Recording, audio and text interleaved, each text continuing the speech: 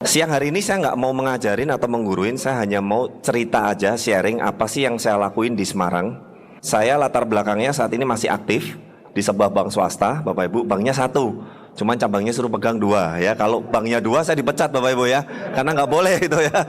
Jadi kita harus satu bank ya. Kebetulan saya pegang dua cabang. Kalau kali saya diperbankan, saya selama ini udah di dua bank, pernah satu di bank A, pindah terus balik lagi yang sekarang. Total udah masuk tahun ke-11 Bapak Ibu ya. Tapi kwitansinya ini baru tahun ke-5. Dan sebetulnya 2 tahun itu yang awal itu saya asal jalan Bapak Ibu. Bisnis ini cepat atau enggak tergantung kitanya. Gak perlu yang namanya full time, tapi yang penting itu full heart ya. Nah siang hari ini saya nggak akan panjang lebar, saya akan bahas pentingnya sponsoring up. Kita ingat di langkah ketiga, impian, pakai produk, kemudian kita buat daftar nama.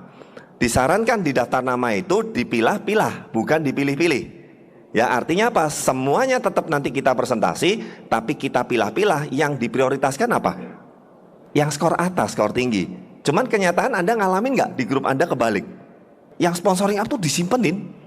Kalau bisa nanti daftar namanya udah muncul sinar berliannya gitu, baru dia presentasi.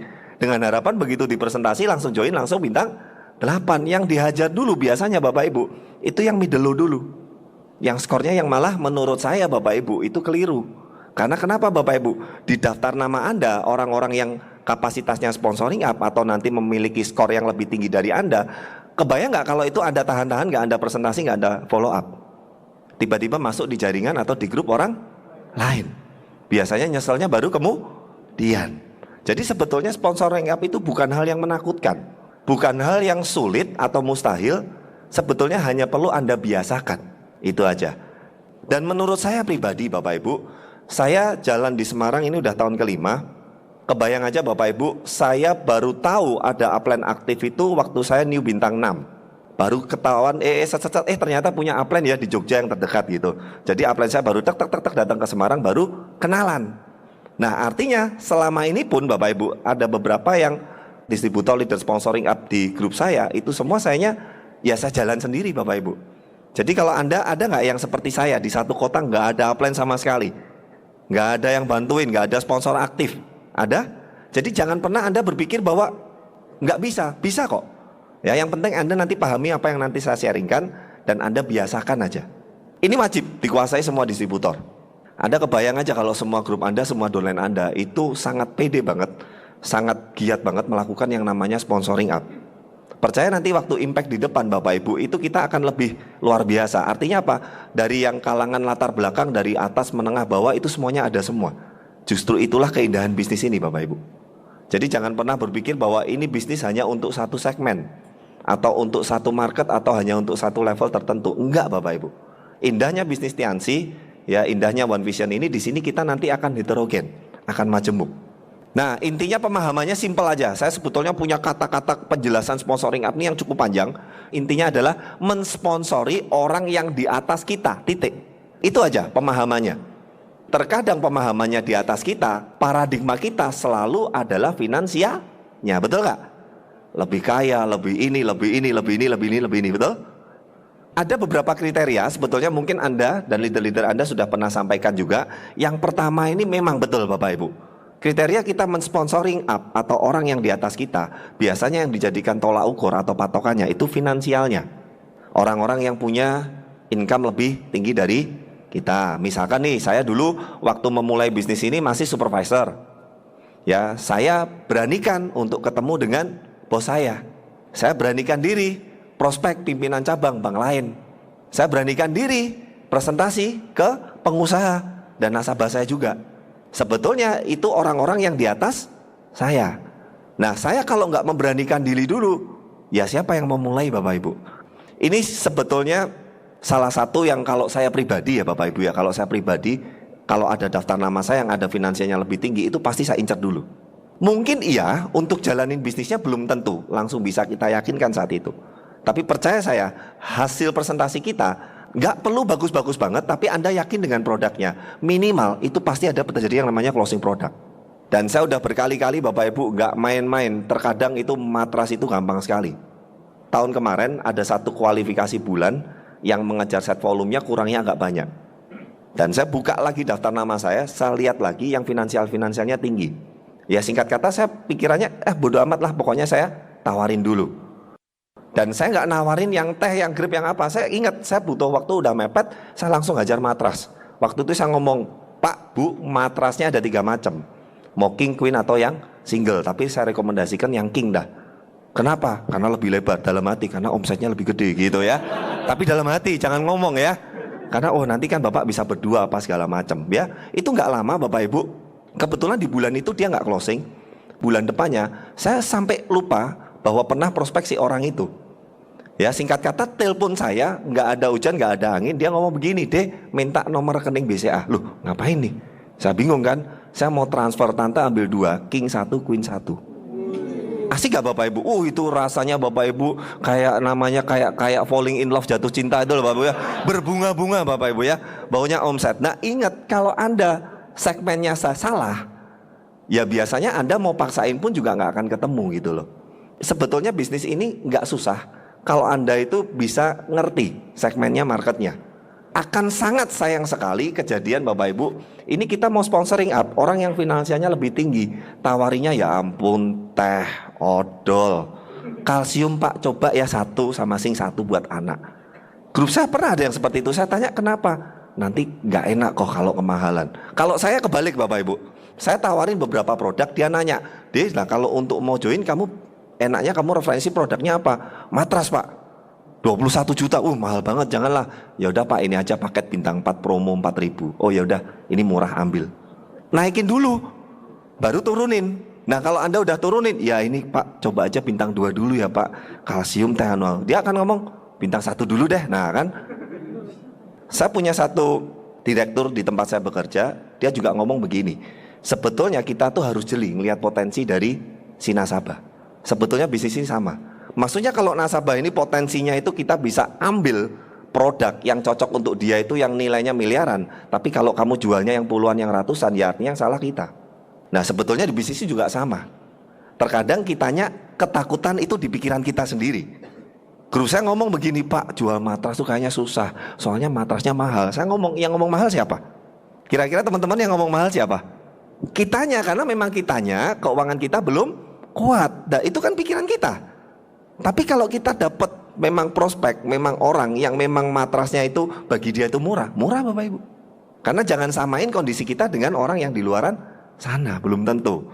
Ambil contoh saya bulan kemarin, saya malah nggak ada niat. Teman lama, dulu teman SMA, saya lama nggak kontak, ya kontak cuman BBM-an, kebetulan ke Bandung ketemu. Yang ngobrol ngalur ngidul apa, saya diajak makan tuh sampai 3 tempat, sampai kenyang banget Bapak Ibu. Teman baik sekali, saya tahu dari zaman dia di bawah sampai sekarang dia udah seperti ini. Ya singkat kata saya ngomong, dia kurang olahraga, istrinya di rumah nggak pernah olahraga, orang tuanya nggak pernah olahraga. Udah pernah beli citosan sama teh sama saya. Saya ngomong, coba pakai matras, saya bilang gitu. Dia ngomong sebentar, telepon istrinya, ya udah ambil 1. Gitu Bapak Ibu. Ya saya sampai bingung loh. Kok kayaknya gampang ya, tapi ya tetap ada beberapa yang memang enggak closing juga. Anda nggak usah pikirin. Ini dari sisi produk ya, nanti dari sisi bisnisnya ada juga ya. Nah, parameter yang kedua, kriterianya biasanya untuk sponsoring up yang kita jadikan patokan itu ambisinya. Kalau ini penilaian saya begini, Anda punya teman nggak yang dia kerja, sepulang kerja masih nyambi kerja yang lain, terus punya bisnis lagi yang lain gitu ya. Kalau menurut Anda nih kira-kira, kalau dia sampai punya 1, 2, 3 jenis usaha, padahal dia kerjanya udah repot tapi mau bela-belain seperti itu, menurut Anda apa yang akan dia cari?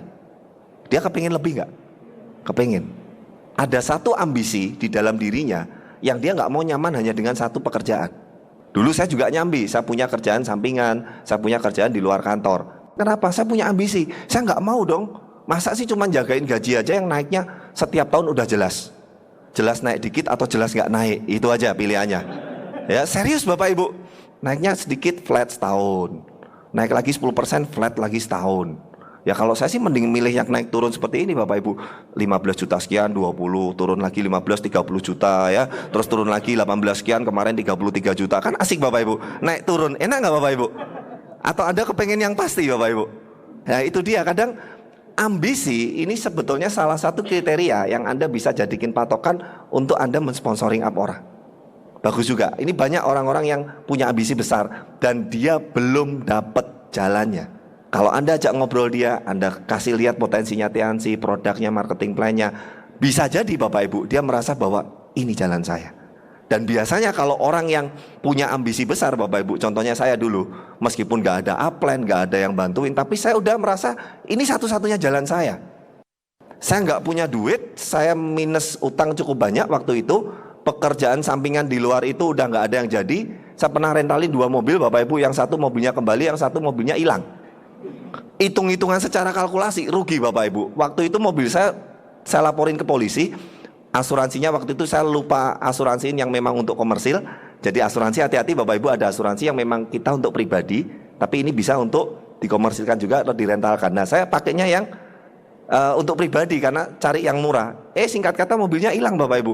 Mobilnya ditemu tuh di Lombok. Orangnya ke Lombok aja belum pernah, mobilnya nyampe sana. Nah setelah itu saya ngomong, aduh no lah kalau yang konvensional saya nyerah dah. Karena gini Bapak Ibu, sebetulnya itu bagian dari proses di konvensional. Cuman Anda kuat nggak? Kalau di Tiansi gagalnya ditolaknya, ada nggak resiko yang hilang materi dan mental yang sampai sebegitu? Tak rasa nggak ada Bapak Ibu.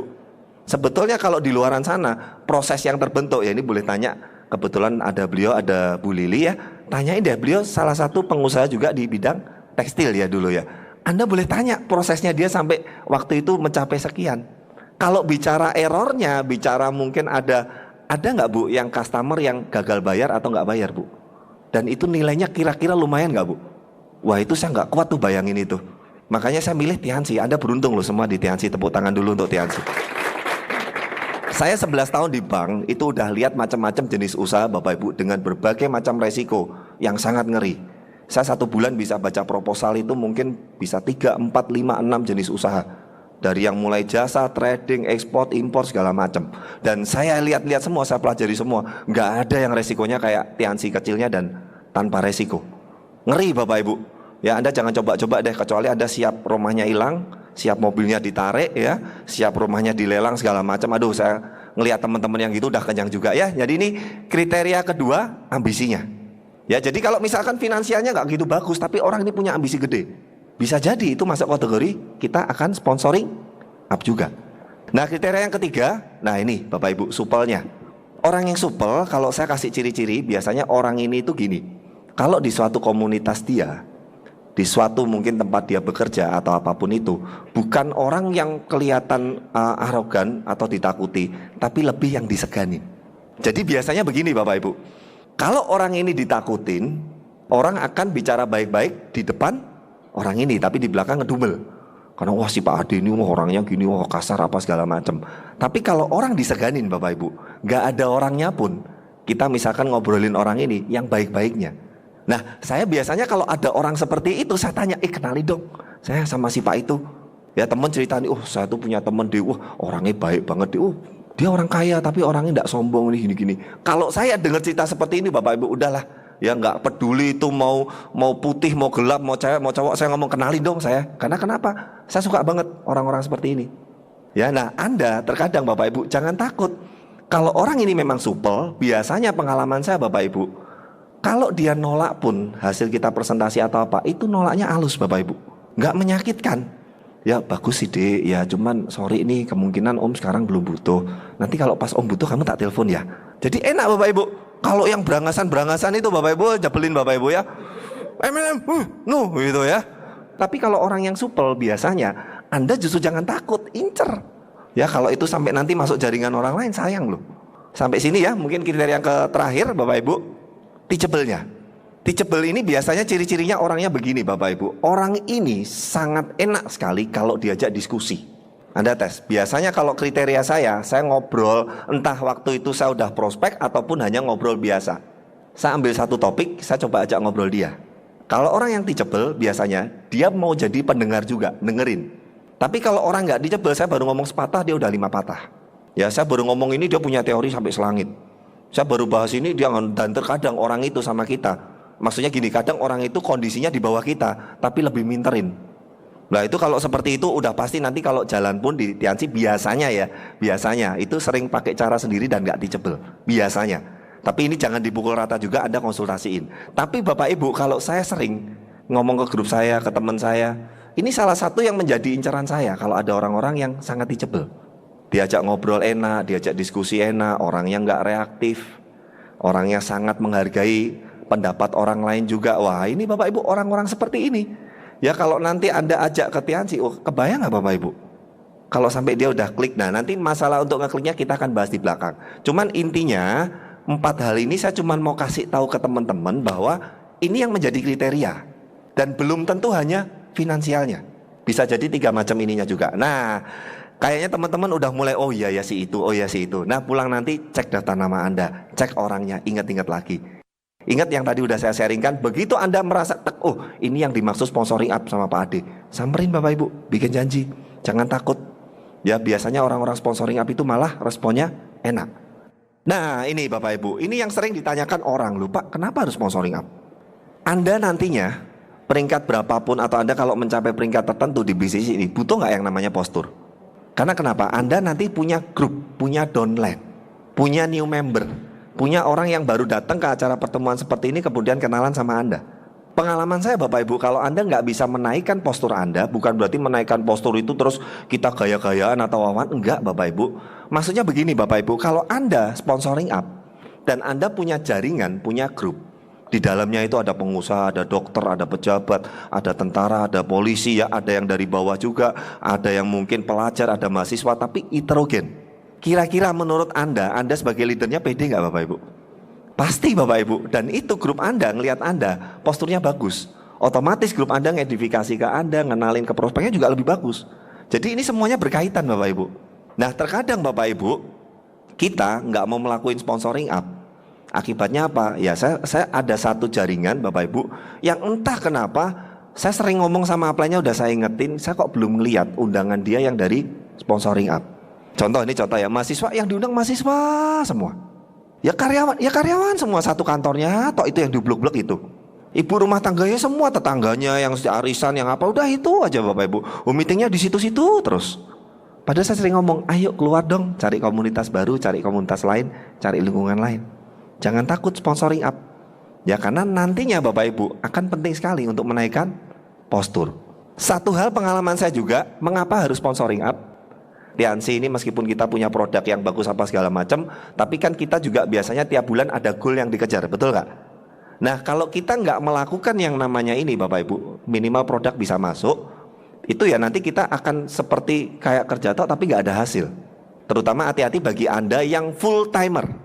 Saya sering tekankan ke grup saya, kalau Anda punya grup, punya jaringan seperti saya, part time, kadang hasilnya Tiancinya mungkin nggak ada hasilnya, masih nggak menjadi masalah karena kita punya income lain. Tapi kebayang nggak orangnya full time, ya nggak Anda yakinin supaya dia bisa closing produk, ada omset dan bisa dapat bonus, ya karena mungkin dia isinya follow apa persentasenya nggak ada hasil, lama-lama demotivasi nggak kira-kira Bapak Ibu? Bonus bukan segalanya, tapi pengalaman saya Bapak Ibu, kalau Anda bisa punya grup yang bonusnya bagus, nggak usah ada motivasi, semangat sendiri. Setuju nggak Bapak Ibu? Tapi bayangin Bapak Ibu, lihat TMS keluar bintang 5 karena nggak pernah closing produk, nggak ada produk yang terjual, bonusnya 60.000 gitu Bapak Ibu.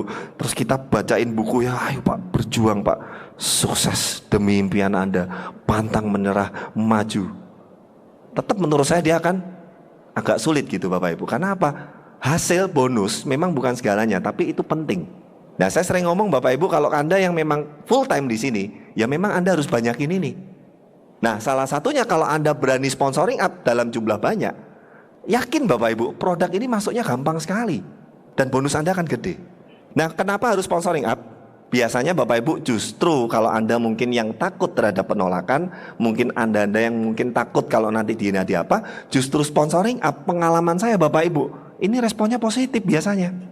Nah kalau Anda tuh yang takut dihina temen, apalagi temen dekat atau apa, coba deh percaya saya, cari orang yang sponsoring up, kriterianya seperti tadi yang depan, boleh Anda tentuin yang mana, ajak ngobrol, biasanya ya, responnya biasanya lebih positif. Pengalaman saya seperti itu. Ya, makanya justru kebalik Bapak Ibu kalau saya bilang, aduh kita buat daftar nama, udah bagus-bagus, udah di scoring gitu ya, malah yang sponsoring up malah nggak diprioritasin. Kan kebalik gitu loh kayak gitu ya. Kenapa kita harus melakukan sponsoring up? Supaya grup dan jaringan heterogen. Ini contoh nih. Kebayang nggak kita punya grup, sukses semua sih, bintang 8 semua. Tapi latar belakangnya ya semuanya mahasiswa semua. Kira-kira nih Anda ada undangan baru, mungkin itu karyawan, mungkin itu ibu rumah tangga, mungkin pengusaha, pikirannya apa? Sederhana aja. Oh, ya berarti memang mahasiswa yang bisa berhasil, karena yang sukses mahasiswa semua. Sama, saya karyawan Bapak Ibu, kebayang nggak kalau jaringan saya semuanya karyawan semua, profesional semua, dan berhasil semua sih. Saat nanti ada mahasiswa, saat ada ibu rumah tangga, saat ada anak SMA, nggak akan termotivasi. Karena pikiran, oh iya pantas karyawan semua kok, yang sukses karyawan. Saya bukan karyawan, berarti nggak bisa sukses. Kelihatannya sederhana, tapi sebetulnya ada efek psikologi seperti itu. Justru yang bagus itu seperti tadi Bapak Ibu impactnya. Tadi ada yang mahasiswa, ada yang ibu rumah tangga, tadi ada yang satu apa? Tukang apa tadi? Tukang jamu. Ya mungkin di sini nanti ada profesional. Wah Bapak Ibu itu indah sekali Bapak Ibu. Dan kita harus ke sana supaya kenapa? Heterogen. Nilai jualnya tinggi.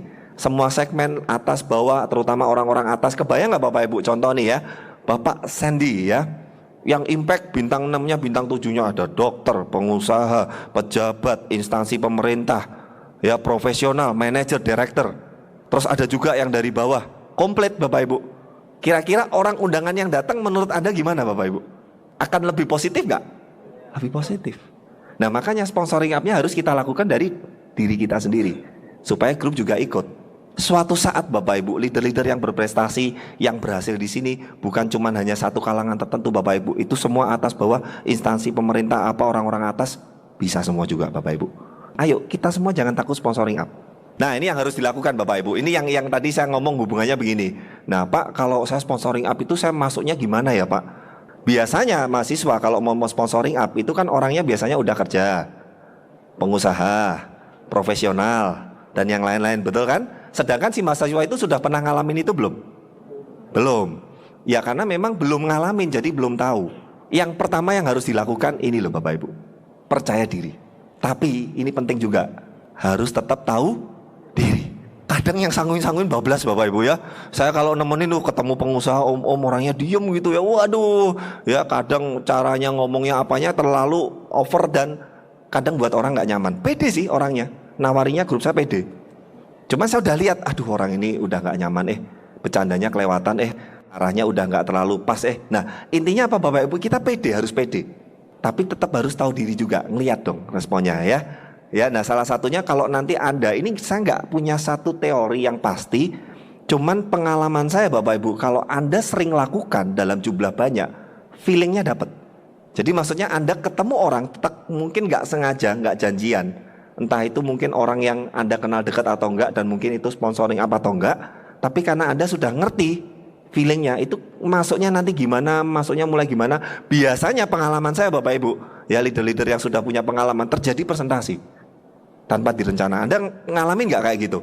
Enggak ada niat prospek, tapi karena kita ngerti masuknya gimana, sela-selanya apa, tiba-tiba masuk loh. Tiba-tiba closing, tiba-tiba laku produk. Anda jangan pernah merasa mengecilkan diri Anda, karena ingat Bapak Ibu, semua manusia terutama di mata Tuhan itu sama. Niat kita kan mau ngasih informasi yang positif, betul gak? Info kesehatan dan info kesejahteraan. Kenapa masih gak pede? Kecuali kalau Anda datang sama si orang sponsoring apa atau pengusaha itu mau utang. Nah itu benar Bapak Ibu, mungkin gak pede, bingung ngomongnya gitu ya. Alasannya apa ya? Aduh nanti ngomong ya, karena kita kan gak seperti itu, betul? Kita mau kasih info yang positif, kita mau kasih kesehatan dan kesejahteraan. Dan yang lebih tahu tentang tiansinya siapa? Si prospek atau kitanya? Kitanya. Jadi harus pede. Saya ada beberapa grup, dari grupnya Pak Andiho juga. Dia sangat sudah terbiasa sekali ketemu pengusaha, ketemu profesional. Kebetulan satu orang ini dulu pernah ikut satu perusahaan event organizer. Jadi dia kemarin cerita ketemu pimcapnya Bang A, Bang C, ketemu ini prospek yang punya yang apa. Dan itu harus dibiasakan. Dan memang biasanya pengalaman saya Bapak Ibu, kemarin sudah ada satu ibu-ibu juga yang anaknya itu sekolahnya di Jerman. Bisa nyekolahin anaknya ke Jerman, kira-kira punya duit nggak? Ya kemarin sudah datang ke pertemuan, sempat saya ngobrol sebentar. Dia kemarin nanya gimana untuk ke bintang 5-nya apa segala macam. Ya kita harus bisa jaring orang-orang seperti itu. Tidak sulit, cuman Anda mesti biasakan. Itu aja. 7 langkah, oke kita udah bikin Dreambook, kita udah pakai produk, kita bikin daftar nama. Selanjutnya kita bikin janji dan presentasi. Dan yang dipresentasi biasanya yang kurang-kurang bagus dulu, yang bagus-bagus disimpan. Atau bahkan takut untuk diprospek, pikirannya udah ketakutan macam-macam. Nah ini loh Bapak Ibu, saya di perbankan pun harus mempunyai sikap yang seperti ini. Kitanya lagi semangat-semangatnya, habis naik peringkat, habis dapat reward, habis apa gitu kan. Biasanya kan itu powernya itu kan lagi gila-gilaan Bapak Ibu. Apalagi yang koleris sanguin, hati-hati. Ketemu prospek dan kebetulan prospeknya sponsoring up. Wah bagus, loh semangatnya tuh bagus, antusiasnya tuh bagus. Cuman Anda nyadar nggak kalau Anda di posisi yang di prospek, kira-kira nyaman nggak? Apalagi di keramaian umum. Di mall gitu, Pak ini Bapak 1, 2, 3 tahun Pak, pasti Pak puluhan juta. Semuanya pokoknya dikeluarin bahasanya dengan sangat antusias. Biasanya pengalaman saya Bapak Ibu kurang kena. Karena terkadang kitanya kurang bisa ngelihat. Harusnya kita punya sikap yang menyenangkan. Kalau kita ketemu orang-orang yang di atas kita, lebih enak kita banyak jadi pendengar. Pakai beberapa pertanyaan pancingan, biasanya dia yang akan ngomong. Dan saya ngetesnya begini, kalau orang ini sudah cerita lebih dari sekedar cuman usaha, kadang biasanya udah mulai cerita ke anaknya, ke keluarganya segala macam, itu orang sudah mulai nyaman dengan Anda. Ini yang saya selalu jadiin patokan. Makanya saya sering pancing, Pak, anaknya umur berapa sekarang? Wah pasti udah gede ya, wah lucu ya apa segala macam. Pancing aja, biar dia yang cerita. Kita coba memposisikan sebagai yang di prospek, akan lebih nyaman. Padahal kita memang tujuannya akan deketin dan memang akan ada suatu goal yang akan mau kita cari. Entah kita mau closing produk, entah kita mau nawarin bisnisnya. Tapi maksud saya adalah coba deh kita ibaratnya buat orang itu nyaman dulu. Ya tapi jangan kelamaan juga Bapak Ibu ya. Akhirnya nggak closing nggak apa, akhirnya jadi malah curhat-curhatan gitu ya, sampai subuh gitu ya. Ya jangan juga. Ini sikap yang menyenangkan mutlak Anda harus lakukan kalau Anda kepengen bisa nembusin sponsoring up. Cara berpakaian penting juga. Teorinya begini, buah sama-sama manis nih, apel A sama apel B. Yang satu apa adanya disajikan ya berdebu lah, bungkusnya plastik juga asal-asalan. Yang satu bersih, higienis, rapi segala macam. Kalau Anda punya duit Anda beli yang mana? Yang apel A atau B? Sama sebetulnya. Kalau kita menyenangkan dalam berpenampilan, dalam bertutur kata, kita ngomongnya juga enak, nyampaikannya juga enak. Dan memang kebetulan saya dididik 11 tahun di perbankan untuk seperti itu. Makanya Anda jangan heran. Ya kadang panas-panas apa segala macam Bapak Ibu, kalau saya di pekerjaan saya tetap harus pakai dasi Bapak Ibu, tetap harus lengan panjang, tetap harus rapi, nggak boleh baju dikeluarin, ngomong juga harus santun, ketemu orang juga harus sikapnya menyenangkan. Nah kalau orang-orang yang sudah mencapai level tertentu di suatu bisnis marketing apapun itu, biasanya itu akan seperti yang tadi saya ceritakan. Nah kita sebagai distributor Tiansi juga mewakili perusahaan besar loh. Nah ini Bapak Ibu, ini loh, ayo cobalah belajar ya, terutama yang koleris-koleris sama sanguin. Ya kita jadi pendengar yang baik. Terkadang gini, Anda udah closing nih produk, ini orang sebetulnya mungkin belum mau jalankan bisnis Tiansi. Kalau menurut saya bukan dia nggak mau, dia belum nemu alasan yang kuat untuk kenapa dia harus berjuang di sini. Saya ambil nilai lain selain uangnya. Hal itu bisa kita dapatkan kalau kita banyak mendengar. Contoh, saya punya satu downline, dia pengusaha juga. Sebetulnya secara finansial nggak kekurangan Bapak Ibu. Dia punya satu perusahaan di bidang trading juga yang sudah lumayan lah. Kalau sebulan 20-30 dapat. Ya di Semarang itu udah gede, kalau di Jakarta mungkin kecil ya. Tapi kalau 20-30 juta bersih di Semarang itu udah lumayan. Kebetulan orang itu juga prospek temannya pengusaha juga. Waktu awal ditawarin langsung join, tapi nggak jalan. Diundang pertemuan nggak mau. Dipinjemin tapi nggak didengerin. Produk juga kadang minum kadang nggak. Kebanyakan kalau Anda nemuin kasus seperti itu apa? Anda tinggalin nggak? Biasanya. Apalagi sudah 1 bulan 2 bulan, oh bukan orang yang tepat, next gitu ya. Biasanya kan seperti itu ya. Mungkin bisa benar juga, tapi yang dilakukan oleh satu downline saya ini, dia terus keep in touch. Sampai satu titik si orang ini ke Semarang, entah kenapa ngobrol makan siang ngalor ngidul segala macam, nyambung ke cerita anak. Dan intinya dia ngomong dia punya anak 3. Sewaktu anaknya bicara pertama kali, itu dia nggak pernah tungguin dan dia kondisinya masih di luar kota. Di satu titik itu dia merasa bahwa saya punya uang tapi kok nungguin anak saya aja kok nggak bisa. Dan di situ downline saya ini dengan bagusnya menyampaikan inilah suatu saat kita freedom bla bla bla, kita akan punya banyak waktu untuk keluarga, masuk dan itu kena. Sekarang peringkatnya bintang 6 Royal, Bapak Ibu, sukses trip juga tembus. Orang Jakarta juga. Ya, jadi Bapak Ibu terkadang kita itu apa ya? Kitanya itu semangat, kitanya udah ngerti. kita ngerti asetnya, kita ngerti tiansinya bagus apa segala macam, tapi kita akhirnya jadi banyak ngomong, kurang mendengar. Tapi coba deh kita balik, kita coba banyak dengar supaya kita tahu apa sih yang menjadi need-nya dia, supaya dia mau jalanin tiansi, supaya dia mau serius di sini. Dan itu bisa terjadi kalau kita banyak mendengar. Kalau kita banyak bicara, percaya saya, sehebat apapun motivator, seorang memotivasi, banyak ngomongin segala macam, tapi orang ini nggak punya kesempatan ngomong, biasanya nggak masuk. Tapi biarin justru orangnya yang mengalir ngomong ke kita kasihinya cuma kata-kata pancingan-pancingan aja. Itu kalau sampai dia yang ngomong banyak, biasanya dia udah kesentuh. Nah, tinggal sisi yang mana Anda cari. Nah, ini yang tadi saya bilang, kalau saya dulu diajarin upline saya begini, deh, kalau kamu sudah presentasi orang, sudah di follow up, sudah join, jangan seneng dulu sampai orang ini benar-benar ketemu kliknya. Yang dimaksud kliknya itu adalah need-nya atau dream-nya di bisnis ini. Tapi yang dia akhirnya bisa melihat di bisnis ini dan dia bisa yakin bisa didapatkan dari dia serius jalankan tiansi. Jadi maksudnya kalau belum ketemu itunya Bapak Ibu, temuin dulu. Temuin dulu. Pengalaman saya kalau udah ketemu itunya, kita teken di itunya, kita ingetin itunya terus. Contoh bro, anakmu bentar lagi ulang tahun, cepet lu usia udah gede. Ya, tapi kamu kok masih sibuk terus, jarang di rumah segala macam, nggak sayang toh bro gitu. Makanya bro segera ikut klien supaya bisa freedom pasti. Dikejar Bapak Ibu. Nangkep ya maksudnya ya. Yaitu cerita singkatnya seperti itu. Tapi nanti Anda juga akan ketemu di lapangan itu macam-macam. Kadang lucu-lucu Bapak Ibu. Saya punya satu bintang 4 Bapak Ibu yang pengen ngejar ke bintang 4 gara-gara pengen beliin kipas angin papahnya. Sederhana banget Bapak Ibu. Tapi itu yang membuat dia bergerak. Jadi maksud saya adalah coba ajak ngobrol latar belakangnya, keluarganya, kehidupannya, hubungannya dengan saudara apa. Itu sebetulnya standar Bapak Ibu, nggak di tiansi, nggak di MLM. Saya di perbankan pun itu sebuah pertanyaan standar Bapak Ibu. Bahkan dalam suatu pelatihan itu kita dikasih tahu gimana caranya menggali kebutuhan nasabah, gimana caranya supaya dapat orang ini supaya nyaman dengan kita. Itu semua tuh standar sebetulnya. Jadi ini bukan sesuatu rahasia yang sangat besar sekali, cuman saya coba sampaikan dengan hanya lebih sederhana pakai contoh-contoh aja. Nah ini, temukan need atau dreamnya. Ingat kalau Anda mau sponsoring up itu kan sudah pasti ketemunya kalangan atas. Entah profesional, pengusaha, dokter, apa segala macam. Nggak mungkin Anda ajak ngobrol mengenai pacar. Jarang banget Anda ajak ngobrol mengenai film yang bagus.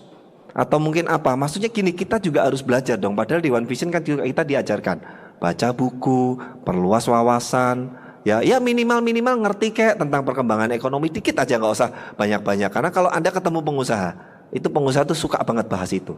Ya saya nggak kasih patokan resmi intinya apa, tapi intinya wawasan kita perluas. Jadi supaya begini Bapak Ibu, saya kasih contoh yang paling ekstrim itu sebetulnya lucu tuh pengusaha sama mahasiswa. Kira-kira kalau ngobrol nyambung nggak Bapak Ibu?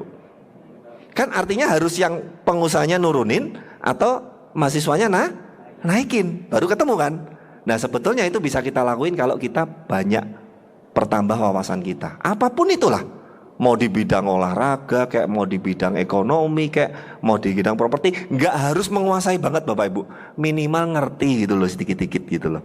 Dan percaya saya Bapak Ibu, kalau yang tadi kita udah menyenangkan, dianya udah klik, gampang kok Anda arahin. Pak cobain Pak ini Pak produknya, Bapak mau coba yang mana apa, tinggal closing.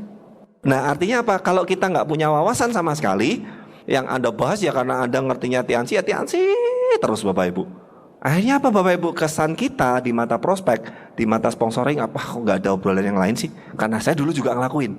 Sempat Pak David tuh godain saya. Dulu waktu saya bantuin Pak Andio follow Pak David, setiap ketemu Pak David yang saya bahas tiansi.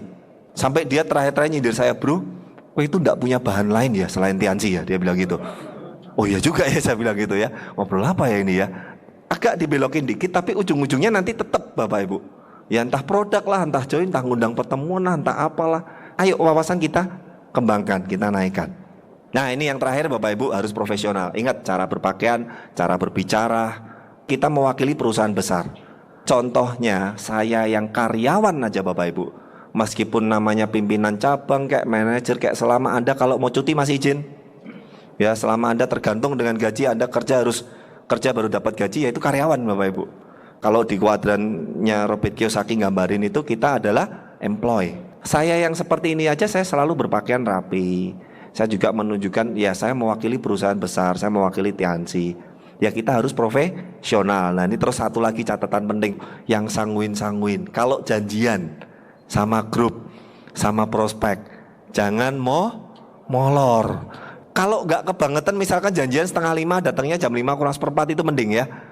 Janjian setengah 5, mau meeting jam 5, datangnya jam 7, setengah 8 gitu ya. Prospeknya udah keburu pergi. Kalau udah gitu downline-nya ikut gemes. Wah upline-ku ini gini-gini apa segala macam. Ya kita yuk belajar semua profesional dari diri kita sendiri. Terkadang Bapak Ibu mungkin karena Anda merasa udah tahu, udah biasa atau apa, kadang tuh keluarnya peleinnya. Ya saya punya satu leader Bapak Ibu di Semarang yang entah kenapa terakhir-terakhir ini kalau datang ke pertemuan itu udah mendekati closing, mendekati impact. Jadi kadang ada juga yang malah kadang datangnya udah hampir selesai baru dia datang. Nggak melulu peringkat tinggi, ada peringkat yang tengah juga ada juga. Karena kalau kita masih menganggap pertemuan itu penting, kita pasti akan menghargai. Dan itu otomatis kita akan datangnya awal, kita akan bantu siapin segala macam. Dan ada contoh kasus gini lagi, Pak kok susah ya ngarahin grup ke pertemuan. Kayaknya kok kalau diajak pertemuan kok pada malas-malasan. Tahu nggak kalau saya ditanya begitu Bapak Ibu? Jawaban saya, lah menurutmu sendiri pertemuan buatmu gimana? Penting banget gak pertemuan buat kamu? Biasanya yang ngomong seperti itu Bapak Ibu, dia sendirinya sama pertemuan juga asal. Maksud saya gini loh, kalau saya nih nganggap suatu pertemuan, meeting atau apapun itu penting, otomatis saya akan ngundang ngajak ke grup itu akan dengan maksimal gak? Pasti. Tapi kalau saya menganggap gak penting, saya juga ngajaknya itu juga asal lah. Kalau saya sih lebih senang saya ajak ngobrol, saya kasih pengertian, ayo dong ke pertemuan dulu ada acara bagus. Nah kalau kita yang menganggap penting, kita juga promosinya juga pasti akan maksimal. Otomatis pengalaman saya Bapak Ibu, akan ada grup, akan ada prospek yang juga mau ikut ke pertemuan. Nah kalau yang downline grup yang dibilang Pak, kayaknya saya sudah banyak yang tak ajak ke pertemuan Pak, kok nggak ada yang mau cek. Biasanya si orang yang ngomong itu loh, masalah awalnya di situ. Karena dianya sendiri juga akan ke pertemuan ya antara ada dan tiada lah Bapak Ibu ya. Jadi ya pertemuan ayo enggak juga nggak apa-apa gitu ya. Ajak prospek ke pertemuan boleh, enggak juga nggak apa-apa. Lah kalau seperti itu grupnya ngikutin. Karena ingat bisnis ini duplikasi. Dimulai dari kita sendiri. Jadi cek aja, saya sering ngomong ke grupmu ada masalah apapun, saya sendiri sekarang begitu Bapak Ibu. Grup saya ada masalah apa, kakek saya ini ada masalah apa, saya selalu yang saya lihat diri saya sendiri. Salah saya di mana ya? Oh iya, ya salah saya juga sih. Biasanya kita akan lebih enak terima dan bisa daripada kita cari kambing hitam. Oh iya sih si itu sih leadernya sudah tak bilangin suruh on time malah nggak on time sih. Coba kalau si itunya on time. Nah seperti itu nggak kelar-kelar Bapak Ibu. Ya mendingan ayo kita benahi dari diri sendiri, harus profesional. Jalin hubungan terus berkesinambungan. Kalau Anda mau sponsoring up, terkadang ya tadi kita itu sebetulnya menyerah terlalu cepat. Saya sampai sekarang udah tahun ketiga masih ada satu teman yang pengusaha juga di bidang otomotif. Dan salah satu di Semarang termasuk paling gede. Join udah bintang 5 tapi nggak aktif sampai sekarang. Saya masih sering temuin loh. Kadang dia minta tolong saya anterin 1 kotak kalsium, tak anter. Bahkan dia ngomong, "Dik, nek repot suruh stokis atau apa kirim." Enggak, saya aja yang nganter. Tak sisan main gitu kan, bisa ngobrol gitu loh. Jadi ya saya nothing tulus, maksudnya begini, tetap nggak mau join ya udah, mau join ya syukur ya. Maksudnya begini loh Bapak Ibu, terkadang kita ini hitung-hitungan. Ini nanti kalau tak tempel lama, tak follow up terus, kalau nggak join gimana? Rugi kan waktu saya gitu kan ya.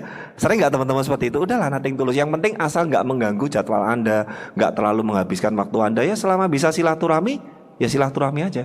Justru bisnis ini adalah menurut beberapa orang, saya setuju sekali, bisnis silaturahmi Bapak Ibu. Setiap Anda silaturahmi semakin sering, biasanya hasilnya semakin bagus. Ya saya juga mulai sadar Bapak Ibu, saya punya beberapa kakek yang udah nggak begitu aktif, orangnya udah lama nggak pernah nongol. Kalau saya balik-balikin Bapak Ibu ya karena sayanya udah lama jarang ngobrol atau nemuin di sana. Memang saya diemin, memang ya otomatis lah Bapak Ibu. Coba saya mau silaturahmi terus, bangun hubungan, tetap baik meskipun nggak jalan. Percaya Bapak Ibu akan tetap ada, hasilnya akan lebih baik daripada yang cuman ya biarin gitu loh ya. Terkadang kita sponsoring up yang kita jual nggak sadar itu melulu mengenai bisnis, mengenai uang. Saya coba berdasarkan pengalaman saya pribadi, ada beberapa nilai-nilai yang siapa tahu Bapak Ibu. Karena kitanya harus pahami dulu. Kalau Anda bahas ininya, siapa tahu akhirnya orang itu mau join dan jalan. Ya, yang pertama Bapak Ibu, ini Bapak Ibu sering saya ceritakan ke orang-orang yang sponsoring up, baik itu pengusaha yang finansialnya lebih tinggi apa segala macam. Ini saya sering ceritakan bahwa pendidikan bisnis di MLM bisa ngubah hidup. Enggak saya jual bonusnya, enggak saya jual rewardnya, tapi saya jual ini. Saya ngomong, Pak, bayangin Pak, saya kemarin dengerin cerita, ada satu nepi, orang ini tadinya latar belakangnya ini, luar biasa, ya dunia hitam lah apa segala macam. Sekarang Pak berubah jadi kebanggaan untuk orang tua berkat karena bisnis ini. Kebayang nggak Pak? Bapak kan mungkin punya teman-teman yang kayak gitu Pak. Entah mungkin sekarang nggak karuan, entah mungkin sekarang bandel. Tapi coba Pak kita ajak ke Tiansi, kita tanya kalau dia sukses Pak, Bapak ikut seneng nggak Pak? Manusia yang normal jawabannya apa? Enggak, sorry ya, dia sampai, saya nggak mau. Mungkin nggak Bapak Ibu? Enggak, secara manusiawi dia akan tersentuh. Iya juga, dan saya biasanya ngomong begini Pak, pendidikan bisnisnya ini nggak merugikan Bapak. Bukan Bapak keluar uang, Bapak bayarin atau segala macam. Udah Pak, ajak aja ke pertemuan.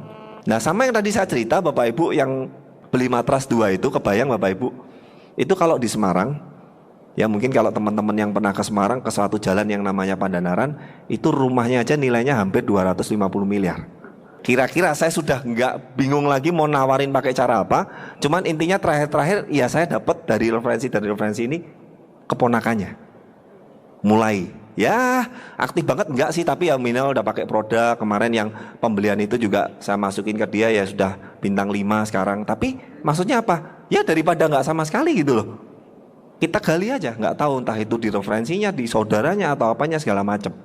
Nah ini Robert Kiyosaki juga ngomong alasan pertama merekomendasikan bisnis masa jaringan ialah karena sistem pendidikannya. Si Robert ini nggak nyebutin produknya, nggak nyebutin marketing plan-nya loh, tapi sistem pendidikannya. Banyak nggak sebetulnya yang from zero to hero di bisnis ini? Kita kan punya banyak buktinya. Kenapa sih nggak kita jual itu? Terutama yang untuk orang-orang sponsor up. Saya punya satu orang yang tersentuh gara-gara itu, dan sekarang udah bintang 8. Nih, saya sering ngomong begini juga Bapak Ibu. Pak, kalau kita kasih motivasi Pak, kalau kita kasih teman kita suruh belajar motivasi atau apa segala macam, biasanya ini loh, nggak punya pengalaman bisnis tapi cuman punya teori tok. Tapi kalau di Tiansi Pak, saya ngomong begitu ya, orang yang ngajar itu pelaku. Artinya apa? Mereka tuh ya benar-benar dari pengalaman pribadi. Siapapun itu. Kalau saya dengerin netpinya Pak Abdi Suardin itu sampai sekarang saya masih seneng banget Bapak Ibu. Ya, dan itu kalau buat saya pribadi waktu itu Bapak Ibu dengar seperti itu, entah kenapa saya bukan termotivasi loh Bapak Ibu. Saya terinspirasi. Dan benar-benar dia bisa berhasil, dia bisa ngubah hidup segala macam sampai sekarang, dan kita ngeliat wah keren ya. Itu inspiratif. Nah, sebetulnya di bisnis ini yang paling benar adalah kita harus bisa jadi inspirasi, bukan jadi motivator Bapak Ibu. Nah, ini Bapak Ibu, ini fotonya sampai nggak cukup Bapak Ibu. Ini orangnya gede banget. Beratnya 125 kilo. Ya, Pak Adi Nugroho sekarang peringkat 7. Udah Scoopy, udah 3 orang di grupnya. Udah Glory Trip, udah ke Turki ya, yang tahun kemarin ya. Saya udah minta izin dia untuk cerita dia. Sebelum saya ajak ke Tiansi Bapak Ibu, ini anaknya orang kaya. Sebetulnya dia nggak join Tiansi pun nggak apa-apa. Saya tahu rumah makannya di mana, bisnisnya bapaknya apa aja, usahanya dia apa aja. Waktu kecilnya saya dulu yang bayarin saya makan terus ya dia. Makanya dia gemuk kan, karena saya sering minta makan sama dia. Ya, lama nggak ketemu, waduh luar biasa Bapak Ibu. Dia punya bisnis itu di bidang diskotik, karaoke, biliar. Wah, singkat kata hidupnya terakhir-terakhir itu kacau balau Bapak Ibu. Bahkan sudah sempat hubungan rumah tangganya dengan istri dan dengan anaknya itu nggak harmonis. Bayangin Bapak Ibu, saya ajak dia mau saya bantu segala macam, dia telepon saya jam 12 malam, bro kesini, katanya mau bantu saya toh, ayo ke ruang karaoke nomor sekian, ini teman-teman saya lagi mabuk, tolong kamu presentasi. Kurang ajar gak Bapak Ibu? Wah, saya kalau waktu itu nggak baca buku Bapak Ibu, udah saya gembosin nih orang Bapak Ibu ya. Sabar gitu ya, sabar, oke ya, saya ajak ngobrol lagi, saya ajak. Intinya Bapak Ibu, setelah dia join Tiansi, dia putus semua Bapak Ibu yang namanya kehidupan yang malam dan seperti itu. Sekarang dengan anaknya sangat dekat sekali, istrinya sangat dekat sekali, dan orang tuanya pun mulai bangga dengan dia berkat Tiansi. Pernah satu waktu dia di prospek Bapak Ibu oleh orang, ditawarin untuk pindah perusahaan, dia ngomong dengan tegas seperti ini, oke, mungkin saya di Tiansi belum terlalu sukses, tapi ingat saya berubah hidupnya gara-gara Tiansi. Saya nggak akan pindah selama Tiansi masih buka. Luar biasa nggak Bapak Ibu? Nah, coba Bapak Ibu Anda kalau ketemu sponsoring up atau orang-orang yang mungkin dia kadang secara materi mungkin nggak tertarik, mungkin secara uang sudah ya 40, 50, 100 juta buat dia udah biasa. Coba aja ngobrol mengenai ini. Pak saya punya teman loh Pak, kemarin Pak Adi cerita Pak, orangnya tadinya berantakan. Ya, ini kapan kalau nanti orangnya kesini suruh cerita sendirilah. Wah udah itu ngeri Bapak Ibu. Itu kalau minum Bapak Ibu 1 botol itu hitungan menit habis. Ya makanya dulu terakhir itu waktu kena produk Mooncott dia ngomong wah enak sekali Bapak Ibu.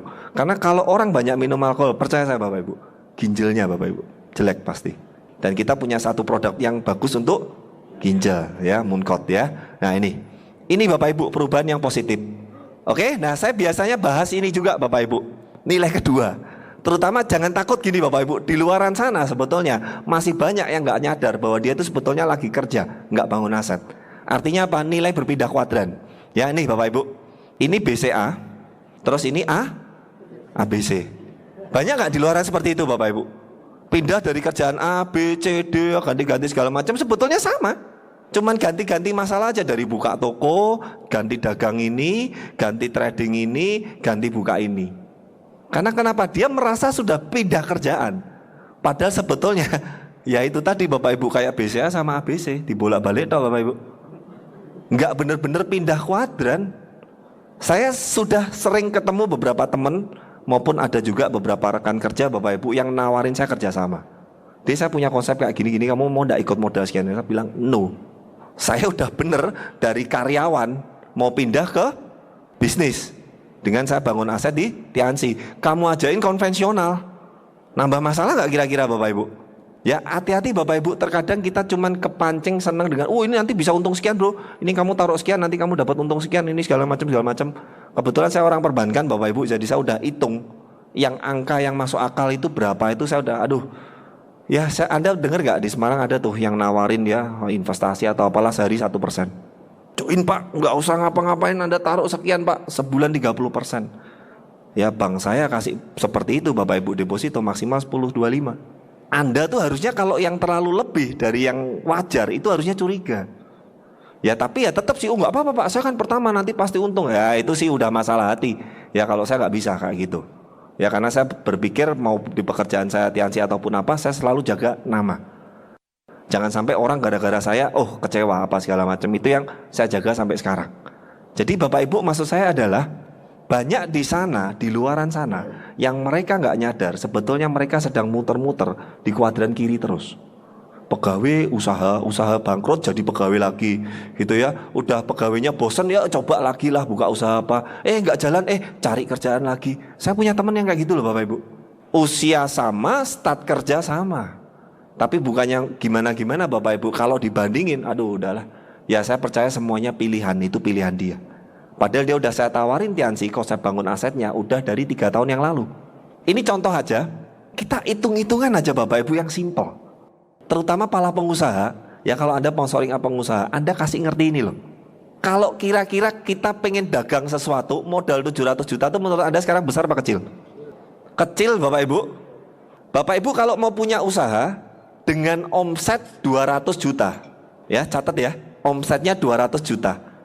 Percaya saya Bapak Ibu, Anda harus sediakan dana untuk perputaran itu minimal 2 kali. Berarti uangnya harus 400 juta. Karena pertanyaan saya begini, perlu stok nggak? Terus kira-kira ke konsumen ada yang bayarnya tempo nggak? Anda nggak hitung itu kan? Nah kalau saya di perbankan udah ngerti, makanya saya ngomong bro, ini kalau kita modal sekian bro bisa omset sekian. Saya ketawa Bapak Ibu, tapi dalam hati belum rasain dulu. Ya nanti waktu omsetnya kecil stres, begitu omsetnya gede stres. Akhirnya karena emosi, wah tidak apa-apa, anu jaminkan dulu, wah apalah segala macam. Lah namanya usaha Bapak Ibu ingat, ada trial error. Anda boleh tanya semua orang sukses pasti ngalamin errornya. Dan errornya itu nggak main-main Bapak Ibu. Kalau Anda salah perhitungan, rumah Anda hilang, rumah Anda disita bank. Anda siap nggak seperti itu? Di sana Bu, kamu buka toko dengan sewa tempat, pegawai, stok apa segala macam. Modalmu sekian loh bro. Oke ya. Saya di Tiansi, modal saya ini bro. Loh, ya dia mulai masih mosok toh, oke tak terusin. 2-3 tahun pertama biasanya omset yang dicapai, ingat ini 250 itu karena saya udah ngitung. Kalau mau omset 250 tadi saya hitung berapa? Perlu uang 500, berarti betul? Yang 200-nya anggap aja sewa tempat apa segala macam. Jadi kalau ini modalnya 700, paling biasanya omsetnya sekitar ini. Ini saya ngomong bukan asal loh Bapak Ibu, karena saya udah ngalamin nganalisa ini sampai ini tahun ke-12. Mau perusahaan jenis apapun itu sebetulnya nggak jauh beda. Nah MLM Bapak Ibu, kalau Anda serius jalankan dengan benar, dengan sistem, mungkin nggak dalam 2 tahun omsetnya bisa 500. Banyak Bapak Ibu. Kita ngomong BEP.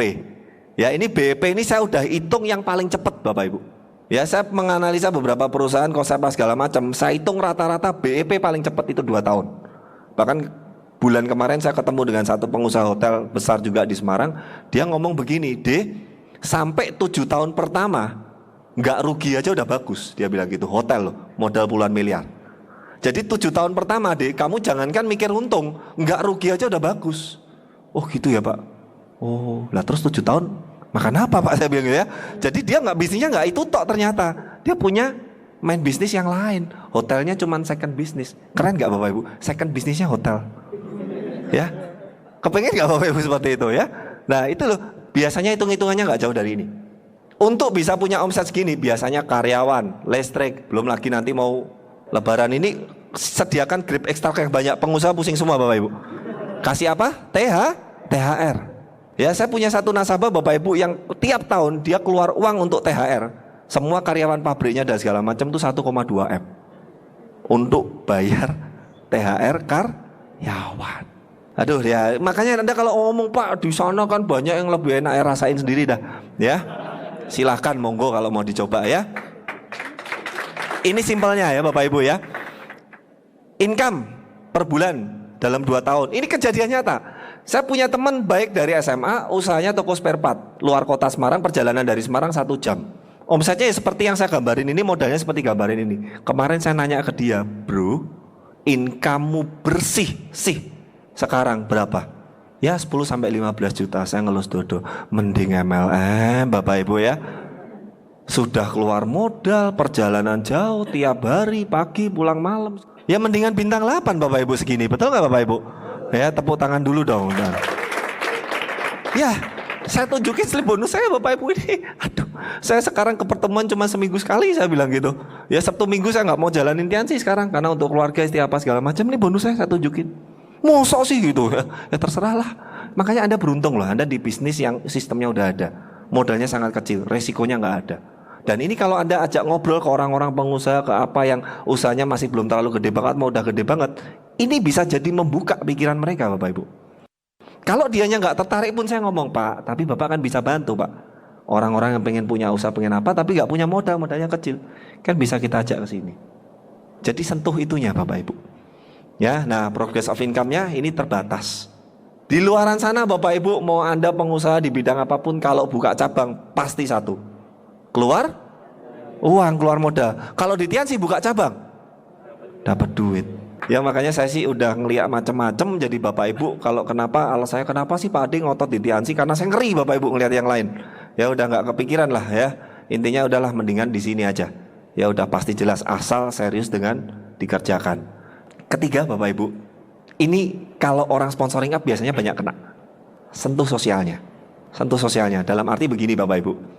Percaya saya, ini pengalaman saya Bapak Ibu ya. Biasanya orang-orang sponsoring up itu uang udah bukan masalah buat dia. Bahkan saya punya satu teman Bapak Ibu, kemarin dia belanjain produk dan dia beliin produk untuk karyawannya. Kebetulan kanker kelenjar mana, otak atau apa itu sampai mimisan. Waktu itu pesan produk sama saya itu sampai 4 juta sekian, sama memberin sekian, supaya bisa dia dapat cashback gitu loh, maksud saya begitu. Terus saya kabarin dia, bro, ini ada bonusnya sekian. Dia ngomong apa? Udahlah, udah ambil aja dah. Ya terserah, dia mau buat apain, mau beliin produk lagi, kasihin karyawan lagi, gak apa-apa. Buat dia uangnya udah gak penting Bapak Ibu. Tapi ada satu nilai lain yang kita kalau bisa sentuh dia, terutama di sosialnya, bisa jadi Bapak Ibu, bisa jadi dia akan mau jalankan usaha ini Bapak Ibu. Karena melihat bisnis ini bisa membantu banyak orang, bisnis ini bisa merubah banyak orang, bisnis ini bisa menyehatkan banyak orang. Dia akan, wah iya ya, kalau kata saya uang udah ada, sekarang mau apa lagi sih? Ya cobalah saya tak jalanin, siapa tahu bisa seperti itu. Nah saya punya satu kisah nyata Bapak Ibu. Anda mungkin sudah tahu orang ini Bapak Ibu. Saya ambil fotonya yang pose paling jelek Bapak Ibu, karena saya agak sebel dengan dia sebetulnya ya. Ini orang yang sangat aneh Bapak Ibu. Saya nggak ngerti awalnya, waktu ketemu beliau diperkenalkan oleh Pak Andi Ho, frontline saya. Banyak ngobrol dengan dia dan saya itu baru tahu waktu itu setelah dia new bintang 5. Itu pun yang kasih tahu Pak Andi Ho. Dia ngomong ininya, bro, lah wong si itu tuh bonusnya tidak pernah dipakai bro. disumbang ke gereja, dikasih ke. Hah? Oh saya masih, bintang 5, berapa sih bonusnya, betul ya Bapak Ibu ya? Ya wajar lah. Ya ini pengusaha sangat besar sekali, salah satu percetakan terbesar di Semarang Bapak Ibu. Ingat Bapak Ibu, kalau dia cuma lihat uangnya di Tiansi, dia nggak akan mau jalan. Ya dia tersentuh dengan beberapa netpay, dia terinspirasi dengan beberapa leader di bisnis ini, akhirnya dia tergerak itu karena nilai sosial. Sampai bintang 6, bintang 7 dapat Scoopy, bonusnya mulai tembus puluhan juta. Bintang 8 dapat family car. Family carnya dibeliin mobil Bapak Ibu. Mobilnya disewain di Bali. Uang hasil sewanya disumbangin lagi Bapak Ibu. Kurang kerjaan nggak Bapak Ibu? Ya ini orang nggak tahu Bapak Ibu, ini beda tipis antara baik dan gila sebetulnya menurut saya. Ya tepuk tangan dulu untuk Pak David Bapak Ibu ya. Ya ini kisah nyata Bapak Ibu. Sampai sekarang udah 3 tahun lebih, serupiah pun dia nggak pakai bonusnya sama sekali. Saya tanya Bapak Ibu, kalau dia joinnya karena alasan uang, mungkin nggak Bapak Ibu dia lakuin itu? Nggak mungkin. Ya, jadi ingat Bapak Ibu, kita punya nilai lain loh Bapak Ibu di sini yang bisa kita jual. Kenapa sih nggak coba kita jual itu ke orang-orang, mungkin sponsoring pengusaha? Mungkin aja di Jakarta orang-orang seperti Pak David ini masih banyak juga. Dia nggak butuh, tapi dia pengen jalanin, dia pengen bantu orang, dia pengen bisa sehatin orang. Siapa tahu? Nah, kenapa nggak? Saya ini sering pakai Bapak Ibu. Saya kalau cerita tentang kebaikan dia jangan sampai tahu Bapak Ibu, bisa tambah sombong dia ya. Jadi saya diam-diam, tapi saya jual kemana-mana Bapak Ibu. Ya, karena wah ini orang luar biasa sekali Bapak Ibu kalau, tapi bercanda ya Bapak Ibu, karena kita udah deket tuh. Kayak tadi, mau CPM ya? CPM kok siang-siang sih, apa nggak ngantuk? Pulang aja nggak wes gitu ya. Jadi nggak mutu Bapak Ibu kadang ya BBM dia. Tapi ya dia seneng gitu loh ngerjain saya gitu. Paling-paling nggak ada yang datang, mendingan pulang aja balik hotel gitu, nggak usah CPM-an dia bilang gitu ya. Ya saya cuman ngomong ya, kalau nggak butuh gedungmu ya tak delete kontak kamu ya, dalam hati ya, nggak bercanda ya. Sama Bapak Ibu, kita pakai OP, pakai gedungnya segala macam. Sebetulnya saya mau bayar uang sewa, dia ngomong udahlah uang sewanya terserah lah deh, mau kapain lah, untuk kas lah, untuk apalah segala macam. Listriknya gratis, airnya gratis, AC-nya gratis. Luar biasa Bapak Ibu ya, saya sayang banget sama ini Bapak ya. Sayangnya gara-gara bukan karena orangnya Bapak Ibu, cuman gak ada gedungnya ya. Jadi kalau nggak ada ini saya harus keluar uang sewa untuk OP apa segala macam, saya agak tersisa ya. Ya minimal dia di sini terus yang nggak aktif nggak apa-apa, tapi gedungnya saya pakai lah gitu. Enggak ya. Tapi ini sampai sekarang masih aktif. Dan dia juga punya beberapa goal segala macam ya. Saya ngomong, saya pengen ini bonusnya, terus ya sumbang sih gitu ya. Ya saya kurang kerjaan banget gitu ya Bapak Ibu ya. Ya ini kenyataan Bapak Ibu. Serupiah pun sampai sekarang nggak ada yang dia pakai. Ya ini unik. Makanya kalau Anda bilang bahwa wah Tiansi kan uangnya yang menarik, apanya, enggak, belum tentu Bapak Ibu. Untuk orang gila seperti dia Bapak Ibu, sosialnya yang menarik. Dan Pak David sebetulnya tersentuh di sini. Dia pernah ngomong ke saya gini, saya tuh sebetulnya pengen nolong orang, cuman kalau saya nolong harus ngerepotin kan repot gitu loh. Kalau saya tawarin Tiansi, dia mau jalan syukur, dapat, nggak mau jalan ya udah nggak apa-apa. Simpel kan? Mikirnya gitu aja Bapak Ibu. Anda punya perusahaan Bapak Ibu, punya uang banyak, Anda mau nolong banyak orang, Anda pekerjakan semuanya ratusan ribuan di perusahaan Anda ketar-ketir gak Bapak Ibu?